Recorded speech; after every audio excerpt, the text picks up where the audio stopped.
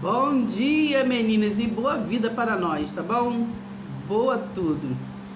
Sem mais delonga, hoje nós vamos estar esmiuçando, né, sobre uns versículos que nós costumamos ouvir bastante e nós também lemos bastante.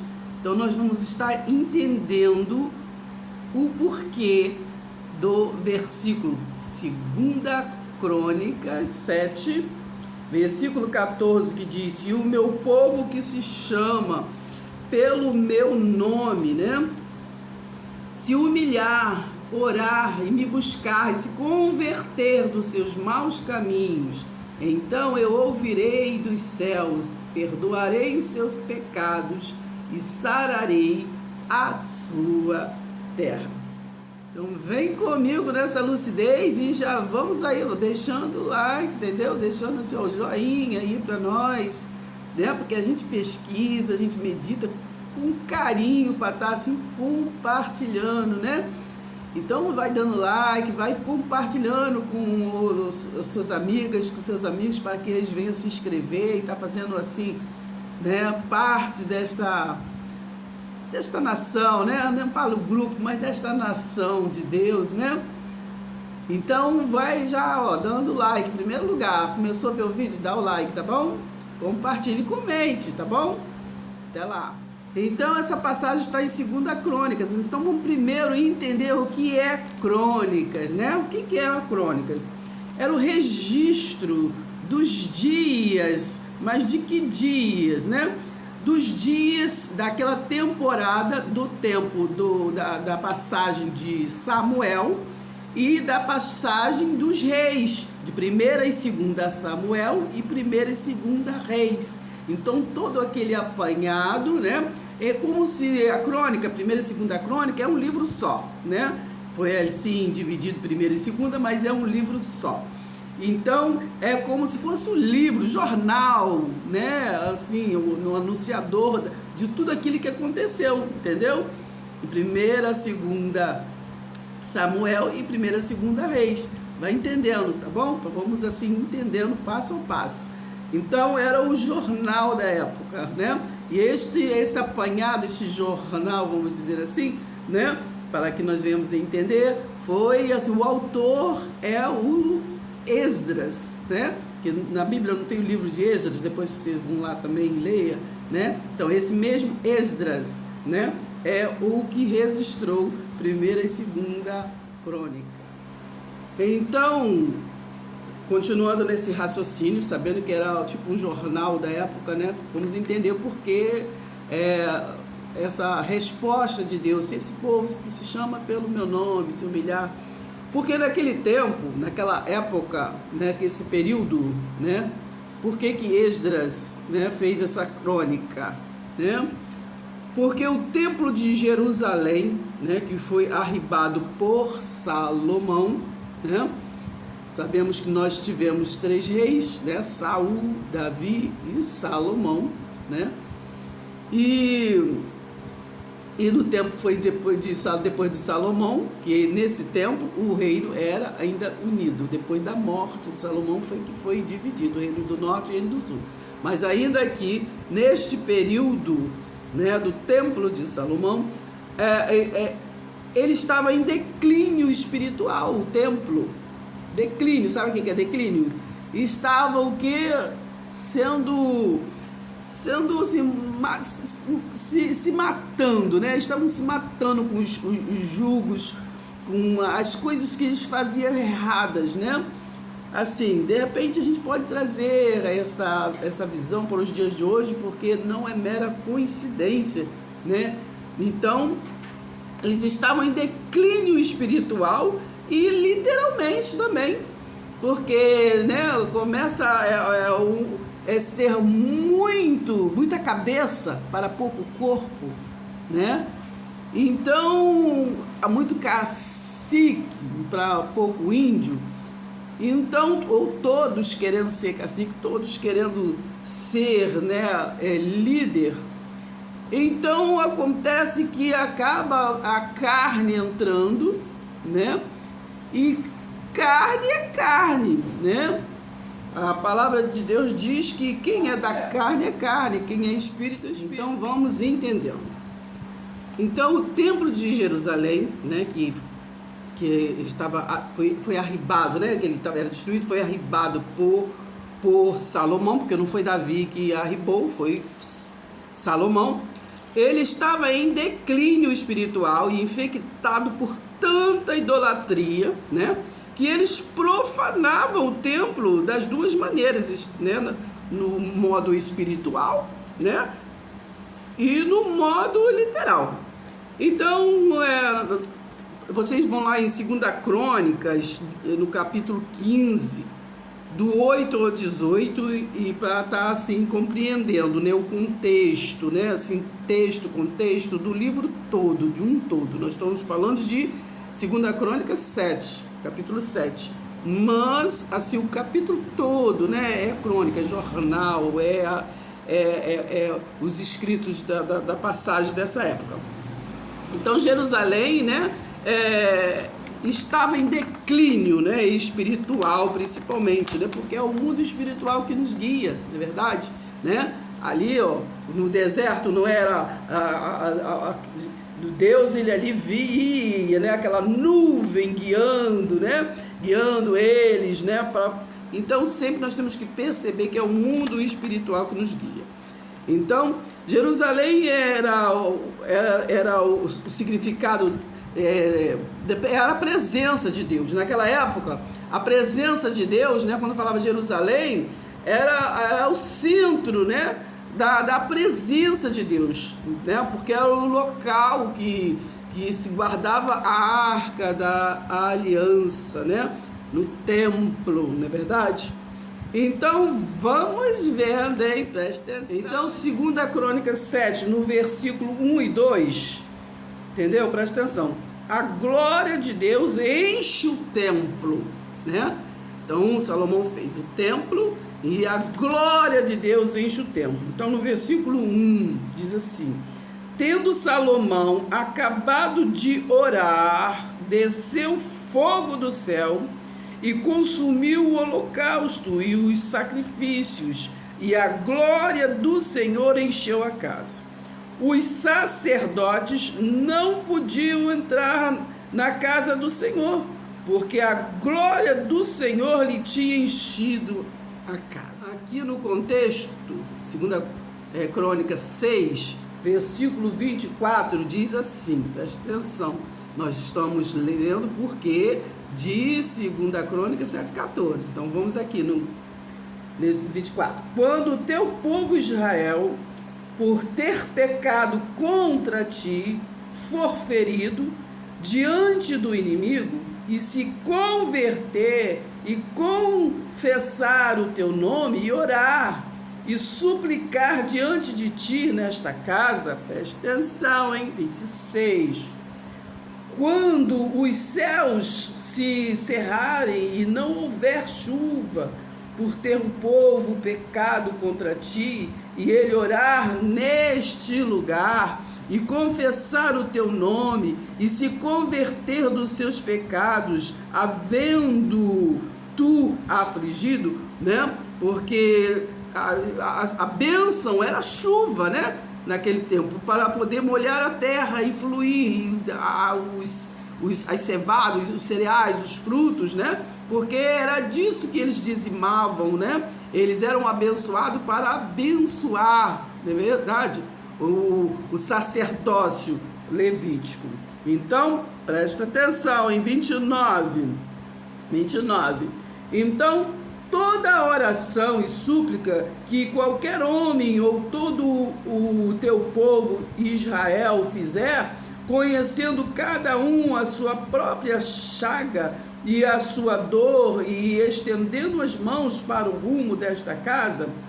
32. Também ao estrangeiro que não for do teu povo Israel, porém vier de terras remotas por amor do teu grande nome, por causa da tua mão poderosa e de todo o teu braço estendido, e orar, voltado para esta casa.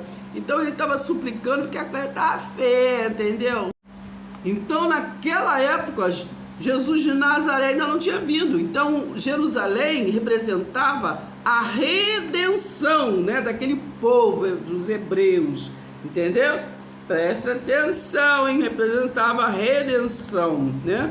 Deus olhava o que? O sacrifício do povo, não é verdade? Por isso que ele veio descer o sacrifício vivo. Vocês voltam aí em 1 Crônica 28:11, que diz assim: Davi dá a Salomão a planta do templo. No versículo 11 diz assim: deu Davi a Salomão, seu filho, a planta do pórtico, com as suas casas, né, as suas tesourarias, os seus cenáculos e as suas câmaras interiores, como também da casa o quê? Do propiciatório. Também a planta de tudo quanto tinha em mente, com referência aos atos da casa do Senhor e a todas as câmaras em redor, para os tesouros da casa de Deus e para o tesouro das casas sagradas. Então, e diz também no versículo 13, e para os turnos, né, dos sacerdotes e dos levitas, e para toda a obra do ministério da casa do Senhor, e para todos os utensílios para o serviço da casa do Senhor. Então, Deus deu a planta, né? Deus deu a planta ao pai, que era Davi, para ele, e ele passou para Salomão, né? A planta do templo, trazendo para os dias de hoje, né, a obra, né, consumada já na cruz é de Deus. Então ele dá a planta, né, que é para nós repartirmos este bolo. Mas o homem, ele vai lá e ele faz o que quer de novo, né, da forma dele, né? Jesus disse: Pedro, se você me ama, né, então apacenta as minhas ovelhas. Mas se multiplicou os Pedros na religiosidade, e então ganha o quê? As ovelhas para eles, porque eles todos dizem: as ovelhas são daqui. O outro diz: as ovelhas estão de lá. Ah, você é ovelha do meu lado, entendeu? Então não são mais, né, do Deus vivo, né? Porque Jesus ainda em carne disse: então apacenta as minhas ovelhas. E qual é as ovelhas? Ovelhas é os hebreus, estava falando dos judeus, né? Nós não somos ovelhas, né? Então hoje, trazendo para os dias de hoje, o homem profana a palavra de Deus, o projeto de Deus. Porque hoje nós não somos ovelhas, depois da cruz não tem ovelha, né? Lembra Mateus 10, versículo 5, quando ele mandou os discípulos ir, né, as ovelhas perdidas da casa do pai, né, estava falando de quê? De Israel, dos hebreus. Mateus 15, 24, diz ali que ele veio, Jesus de Nazaré, ele veio para o quê? Para Israel. Leia lá Ezequiel, no capítulo 2, 3, tudo em diante, né? Ali foi a incumbência que o profeta recebeu, né? O resiliente recebeu, para vir como Jesus de Nazaré, né? Para Israel. Leia lá, Ezequiel todo, entendeu? Presta atenção, hein? Então tem que entender este raciocínio para nós chegarmos. Então, para nós concluirmos, então eles eram idólatras, né? Naquele pacto, né? Isso significa que naquele concerto, naquele pacto, né? Porque era Deus que Jesus, hoje nós somos conduzidos em triunfo, mas Deus sempre foi Deus que conduziu, né, o povo por alianças, por dispensações, né? Então é a forma, modo de Deus governar o homem. O homem se acha autossuficiente e quer governar. Deus quer matar. Jesus quer renovar alianças, enfim. Ele não entende que o tempo todo nós somos governados, é modo de governo, alianças, dispensação. Então, aquilo significava que naquele conceito do pacto da lei, só havia o que? Um Deus, né? O eu sou. Era só um Deus para todo o Israel, né? Vamos ler história como história, não como doutrina. Presta atenção, hein? E eles eram idólatras. Então, por isso, vamos chegar a 2 Crônicas 7. Então, vamos entender, para concluir, né? 2 Crônicas 7, né? 14. Mas nós vamos estar começando no raciocínio a partir do versículo 11, né? Que diz assim: assim Salomão completou a construção do templo de Jerusalém e também o seu próprio palácio. Ele completou tudo o que havia planejado fazer. 12. Uma noite o Senhor apareceu a Salomão e disse: ouvi a sua oração e escolhi este templo como lugar para que você me ofereça sacrifícios. Presta atenção, hein? 13. Se eu fechar os céus de modo que não caia a chuva, porque a bênção naquele tempo é a chuva, né? Para molhar a terra. Entendeu? Tá, Malaquias lá também está falando de chuva, entendeu? Quando ele fala, entendeu? E as plantações, o gafanhoto está falando de comer as plantações. É bicho mesmo. 13. Se eu fechar os céus de modo que não caia a chuva, ou se eu der ordens aos gafanhotos para que acabem com todas as suas colheitas, ou se eu enviar uma praga, então se o meu povo se humilhar e orar e me procurar e se arrepender e mudar a sua maneira, né, errada de viver, né, se converter dos seus maus caminhos, né, tem tradução que fala isso, né, então se arrepender e mudar a sua maneira de viver, eu ouvirei dos céus as suas orações, perdoarei os seus pecados e sararei a sua terra. Pecados naquele tempo, né? Pecado é transgressão da lei. Então não estava na lei, ele estava falando do que o povo estava transgredindo a lei, estava pecando. Então ele estava falando, né? Então sararei a sua terra. Estarei, versículo 15, estarei com os olhos e ouvidos abertos para atender a todas as orações que forem feitas neste lugar. Né? Qual é o lugar? Estamos falando de Jerusalém. Templo de Jerusalém. Pois escolhi este templo de Jerusalém e fiz dele um lugar santo, a fim de ser a minha casa, né? Naquele tempo não tinha consolador, menino, presta atenção, hein? Agora tem, né? Que ele falou assim, esse que eu estou convosco todos os dias, né? Aí falou, maior é aquele que está em nós, aquele que está no mundo, presta atenção, hein? Então, a fim de ser a minha casa, para sempre, para sempre, para sempre, entendeu? Para sempre, para sempre. Então, aqui estamos falando de uma dispensação espiritual. Embora aqui o ajuste está sendo uma resposta para o quê? Para o templo físico. Mas a resposta de Deus, né? Deus não trata com carne, Deus é espírito, entendeu? Presta atenção, hein? Então, para sempre, meus olhos e meu coração estarão sempre aqui. Quanto, 17, quanto a você, está falando que você é quem? Quem orou a ele? Salomão, né? Então está falando com Salomão.